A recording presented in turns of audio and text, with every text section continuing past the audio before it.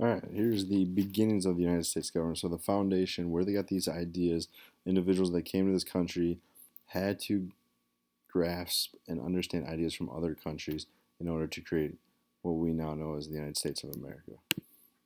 So the idea behind a democracy is the power to the people. The power rests in the people. They have a say. They vote. They are the ones that organize rules, laws, policies, regulations. So democracy. No government demands so much from the citizen as democracy, and none gives so much back. So again, government that is a democratic system asks the people to do a lot, but it does give a lot back to those citizens. So some of the basic concepts. Democracy is successful in the United States because people believe in these concepts. The worth of the individual, equality of all people or persons, majority rule and minority rights, the idea that you need to compromise, and everyone having individual freedoms.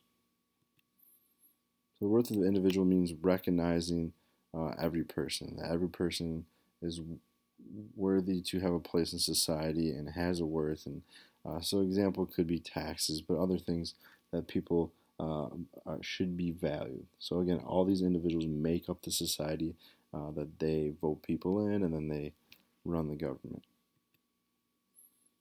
Idea of quality of all persons, um, whether that's to vote, to be protected under the law. They allow opportunities for everyone, so everyone should be before the law. They shouldn't be held back by their race or their color, their religion or gender, ethnicity. Um, can achieve as much as the individual can humanly and realistically achieve. They should not be held back by the government based on something that is of them or their individual. This idea of majority rule, minority rights. So the majority right are right most of the time. The majority of people want something that should be usually is the right decision, and they get that.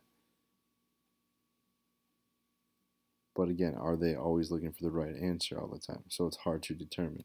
Um, the majority should be looking for satisfactory solutions. Sometimes they're experimental in nature, but democracy allows seeking the best solution. So, the majority of people think something, they're going to test it out, um, but limited by the idea that the majority must always listen to the minority's opinion, which is good. The majority should be listening to what the other percentage says to help guide their solution making. Necessity of compromise. So, give and take government.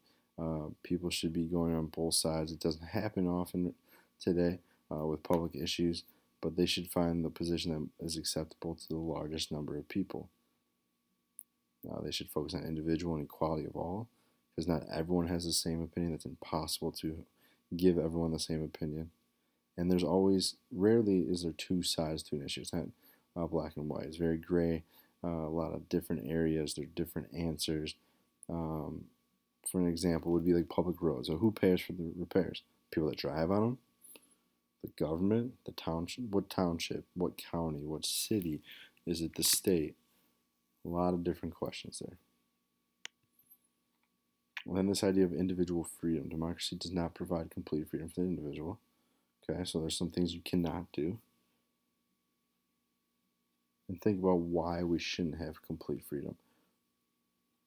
Does that take away from the governmental purpose? So the right to swing my fist ends where the other man's nose begins. So you should have personal freedoms. You should have protection against other people and the government. Another quote here from JFK: the rights of every man are diminished when the rights of one man are threatened. So if my rights are threatened and you harm me, then you should be losing some of your rights. And this is the foundation for democracy. So finding a balance between what is best for you, the person, the individual, and what is best for the overall state or society. Abraham Lincoln said, must a government of necessity be too strong for the liberties of its own people, or too weak to maintain its own existence? So do the people get too much power or not enough? That's the balance. If you have too much power, then the government's going to struggle. If the government has too much power, the people are not going to enjoy the government, and then the government, again, might be overthrown. So, where do we get these ideas? Where's the roots behind the United States government? A lot of it comes from the English government. A lot of uh, individuals from England that came over here decided they did like some of these concepts. So some of those are the ordered government. There's examples that we have today: sheriff, coroner, grand juries, townships, counties. Those are all things that the English government and structure already had in place. And this idea of limited government. The government is restricted from doing things, and some of your rights are protected. The government cannot take some of those rights away. And then it's a representative government. Government should serve the will of the people and should be filled by people that are elected. And looking at some of the documents that they use, the Magna Carta, the Great Charter, so some of the concepts in the Magna Carta talked about you are allowed to have a trial by jury. You have due process, so a free and fair trial. You have the protection of your life, liberty, and property. And that the monarchy at that time was not the absolute. So the top person was not the absolute. There was people that had a say within the government, not just the monarch.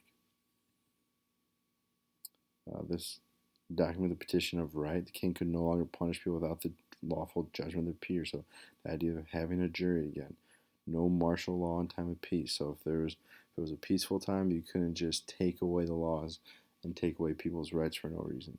The quartering of troops, so you can't force individuals and people to house troops.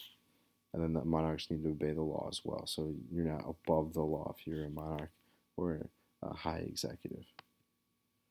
The English Bill of Rights was written with consent of Parliament at that time.